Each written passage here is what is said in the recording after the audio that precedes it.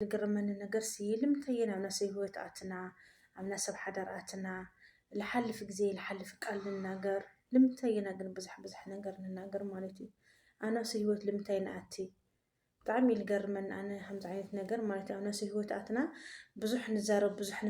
ሰላም ክብረት ተኸታተልተይ ከመይ ንኣኹም? ኣነ ደሕና እየ እግዚአብሔር ይመስገን። ብድንኹም ሰላምኩም ይብዛሓለይ ከመይ ንኣኹም? ደሕና ድኹም? እና ሎማዓንቲ ብጣዕሚ ደስ ዝብሉኒ መቅዲ ምስ ሰብኣያ ተዓርቃ ማለት እዩ። ብጣዕሚ ደስ ዝብለኒ ያው ኣብዚ ሚድያ ለና ሰባት በቃ እንድዒታ እየ ክብል ንምንጋርስ ብጣዕሚ እዩ ዝሕፍር ማለት እዩ። ብዙሕ ነገር ኢና እንዳተናገር ናኸርምና ኣብዚ ሚድያ ማለት እዩ። ኣብ ሰብኣይ ሰበይቲ ኣብ ውልጂ ወላዲ ኣብ ማእኸል ፍቅረኛ ዝኣቲ ሰብ ኣብ ማእኸል እዩ ዝቐሪ ምንም ዋጋ የብሉ ማለት እዩ። እና መጀመርያ ብምትዕራቆም ብጣዕሚ ደስ ዝብል መቅዲ ምስ ሰብኣያ ማለት እዩ ወልዳ እያ ያው ምስ ተፈትዮ ምንባር ዝመስል ነገር የለይ። ሰብኣያ ይትስእኒ ወይ ስለለሱ ሰበይታ ይስእኒ ግን ብዛ ኣጋጣሚ ምስ ተፈትዮ ሰብ ምንባር ኩሉ የግኒ ማለት እዩ። እና እንኳዕ ተዓረቁ እስኪ መጀመርያ ዳብና ልመቅዲ ቪድዮ ንክድማ ንምለስ ማለት ቪድዮ ከም ተልረናዩ ማለት እዩ። እና ይቅርታ እግዚአብሔር ይልፈትዮ ይቅር ማለት እግዚአብሔር ይፈትዮ እዩ። ይቅርታ ገብራስልና ግን በቃ ኣብዚ ሚድያ ለና ሰባት ግን ብጣዕሚ ገረምቲ ኢና ብጣዕሚ ኢና ንግርም። መጀመርያ ላበኸይ ትመፅላ በድሉኒ ገንዘብ ይወስዱኒ ገንዘብ ይበልዑኒ ላበለት ላበኸይ ትመፅላ እንታይ ለበልና ነበርና መንሃዊ የውልኪ ንምንታይ ገንዘብ ክትቢ ለጃይ በኻይት ሕዚ ደኺ ልትፈልጢ ሕዚ ድኡ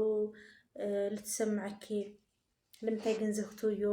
ንምንታይ ተኣምንዮ ሰብኣያ ዘይኣመነት ንምንታይ ተኣምን? ሰብኣያ እኮ እዩ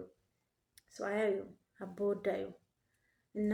ልመን እያ ተኣምን ሰብኣያ ዘይኣመነት ንምንታይ ኢኺ ገንዘብ ክትብዮ ንምንታይ ኢኺ ተኣምንዮ በቃ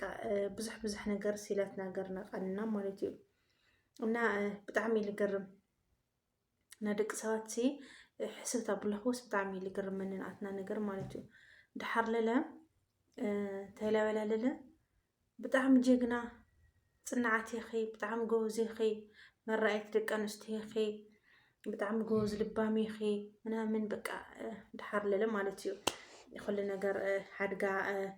ላብ ልባ ትመልሳ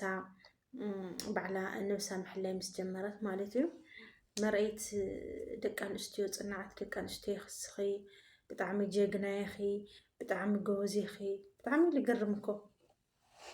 ሰባት ነገር ማለት እዩ። እና ልምንታይ ኢና ኣብ ናሰብ ሓዳር ንኣቲ ልምንታይ ኢና ኣብ ሰብኣይ ሰበይቲ ንኣቲ ልምንታይ ኢና ኣብ ውልዲ ወላዲ ንኣቲ ይኸው ሕዚ ተዓረቆም እንሄዩ እና ብጣዕሚ እዩ ዝገርም ንኣትና ነገር ማለት እዩ። ኣብ ዘይምልከተና ዝኣተና ብዙሕ ነገር ሰብ ንፃረፍ ናሰብ ስም ናጥፍእ ናሰብ ስም ናፀልም በቃ ትፃረፍለና ልንፈልጦ ወይ ልንፈልጣ ገሌና ንመስል ትፃረፍለና ንሰብ በቃ ሓደ ነገር ትናገር ለና ኣብኡ ልትማኸርና ንነበርና ኣብኡ ኩሉ ነገር ውሽጡ ልንፈልጥ መስልና ኢና ንፃረፍ ማለት እዩ። ከም ድሌትና በቃ ዝንዓረብ ሸበካ ኖት ከም ድሌትካ ምፅራፍ ከም ድሌትካ ምንጋር እዩ። ብጣዕሚ እዩ ዝገርም እና ሕዚ ብተዓረቀት ለለ ብጣዕሚ ደስ ብሉና መጀመርያ ቅድሚ እንደ ማለት እዩ ቅድሚ ቁርትማን እንደ ምናምን ፎቶኣቶም ምስ ወፀ ማለት እዩ። በቃ ገንዘቡ በልዓት ሓንቲ በልዓ ብልሰደደቶ ኣማራጭ መሳኣነ መፅኪ እሺ ከይትብልዮ ችድበልዮ ኣታ በኻይ ድኡለለ ጭራሽ ፀርፊ ኣይቀረዩ በቃ ብጣዕሚ እዩ ዝገርም በቃ በተለይ ቲክቶክ መንደር ድሓኣትካ ማለት እዩ ና ኮሜንት ነገር ና ፀርፊ ነገር ብጣዕሚ እዩ ዝገርም። እሺ ከይትብልዮ እቲ ሓንቲ ክሕዳቶ እኮ እዩ ሕዚ ላብዛ መፁ እንሆ እቲ ሓንቲ እኮ እያ ከም ዝገበራቶ ላብዛ መፁ እንሆቲ ልምንታይ በቃ ብዙሕ ነገር ኮሜንት እሳ ግን በቃ ብወዳ ይቅር ትብሎ እያ። ሓደ ሰብ ያጥፊ እዩ ሓና እኮ ፈጠራ ይኮነ ፍጡራት ኢና እኮ ናጥፊ ኢና ሰብ ኮይኑ ለያጥፊ የለይ ካብ ጌጋኡ ምእካብ ኢና ሰብ ኮይኑ ለያጥፊ የለይ ሰብ ኮይኑ ለይፀላእ የለይ ሰብኣይ ሰይቲ ኮይኑ ለይጋጨ የለይ እንኳን ሰብኣይ ሰይቲ ኣብ ሓደ ዓዲ ዝነብር ሰብ የምንድ ይጋጭ እዩ ማለት እዩ። እና በቃ ና ኮሜንት ብዙሓት ማለት እዩ ዝበኻይ መምሰሊ ሓሺ እኮ እዩ ሕዚ ኮ ትልተረፈ ገንዘባ ክወስድ እዩ ሕዚ ኣብ ትሞችዋ ስለዝረአየ ክበልዕ ደልዩ እዩ ሃምዚ ደልዩ እዩ። እና ንምንታይ ኢና ከምዚ ዓይነት ነገር ንዛረብ ንምንታይ ኢና ትርፊ ቃላት ንናገር لمنتاينا حما نجر نزارب حدا سمالت عن ميديا بقى ويخافوني ويتشجرنو لندحروتو تخلخا مردائي بقى بلنهكا تردد انهكا ترد انهكا بلنهكا عغمي بتصرف هيخوني بتصرف تريخوني بخالع حاجز محجازي لادلي مالتي سلات تصرفنا يقولنا المقدس نحجزا هذا السوايسي بقى تصرف له تاي جورت سواي سبلي يجورو كاي جوري سواي سيتي يوم تسألهم تكحدهم تبادلهم كونيوم جن بدل أمنو يقر نحرام نحن بيقرتان نحن طيقوا سوايا سيلخونة تفوتي سوايا سيلخونة تتعرق يا مالتي إن حزر اللي تعاولنها يو يقرأ وردلن أخو يقرتات وعلنا هنا جن بحاد نقصلو المخنيات جن السن حراس تخاخلو كل نجر نحرام مالو اتفاقات عم نتقبلو لا قدمنا الخد نجر نحلاس تخاخلو بحادنا مقصل عدول لنا يولنا مكري مالتي كاو اتفاقات عمنو أم حيشو يو أوز مأخل أنا شيء راح يكون نوسنو يو بيت سوق وسنو يوم بيت سوق أتيو يوم أم أخل بيت سوق أتيوم جنا بيت سولون نكسم معي دحروس للا اتلي استخاخل نجر نحلا استخاخلو اتلي موتشي نجر نحلا موتشيو بحادنا مقصل عدل إنهن يولنا مكدي مالتي نبتعمي دستول بحدا خوينو ولادهم توازحو لولز أنجريو مالتي همي يو حلفة خيدا لخال سواي تهم لخون القط ما يتفلتي اتلمز سواي مستلمد خيو مستفتيو من وارد مسل نجري اللي يو مقدام لولتو تككليو كل نجر نحلا استخاخلو كل نجر نحام حيشو طفاعتو آمنو نروح تقبلو يقرتا كورد اللي يو حاورنا نامنوار عدو لنهنا ولنا إنا زاوير أملاك دعالة فتاري حقزا بتعمي جوز قلعة تنكر قلعة يو حماق لي وزع بزحات النواين بك همز جبرني زي من تاريخون زي من تاريخون بزح صارف اللي تعرفها النواين الساقين يو بتعمي جوز قلعة مالتيو يو حماق نجارات قلم من نجار يو نامي دي سوي لا دفاف أن رس الجمر ما بكومنت بعد همزوليو همز نجاريو همزوليو لو كومنت بزح صحفي صحافة يو مالتيو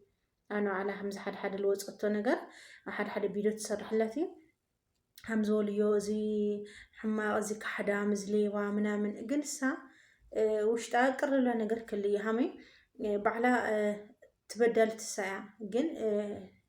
سوايا سل الخنة حما سب خال سب حما أكلو خال سب حما أكل علو أي تدلي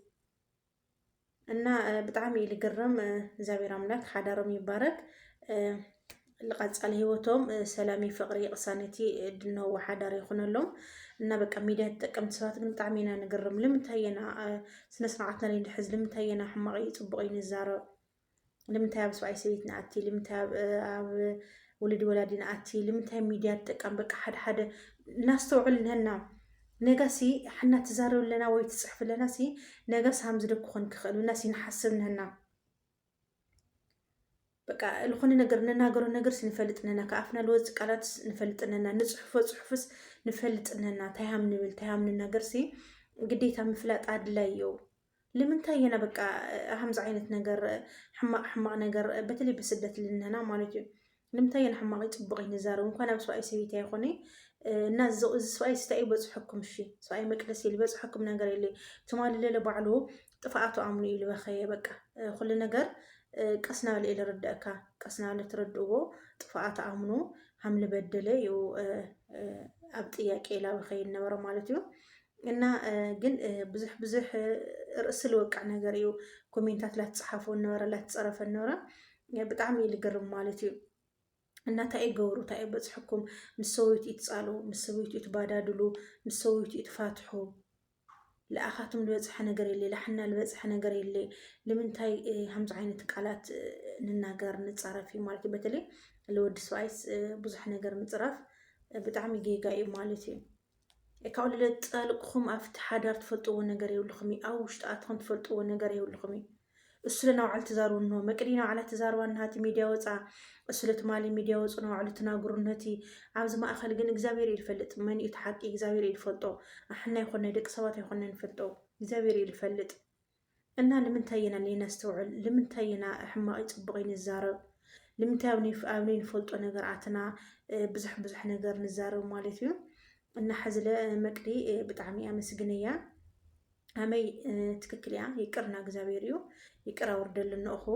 እንድሓር ግን ኩሉ ነገር ኣብ ከይዲ ንሪኦና ሕዚ ይቅርታ ስለለልኽዎ ብሓደ ኮይንና ማለት ኣይኮነን ይቅርታ ስለላውረድ ኩሉ ብሓደ ኮይንና ማለት ኣይኮነን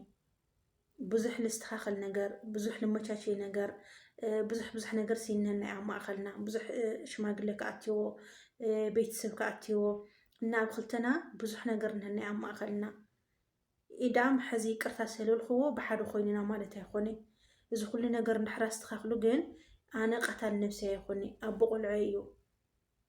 እና ብሓደ ና ምንባር ዕዱል እንህና ብላ መቅዲ ተናግራና ማለት እዩ ያው እግዚአብሔር ኩልና ልቦና ይሃበና ሕማቕ ፅቡቅ ንዛረብ ሰባት ለእግዚአብሔር ኣፍና ይሓዞም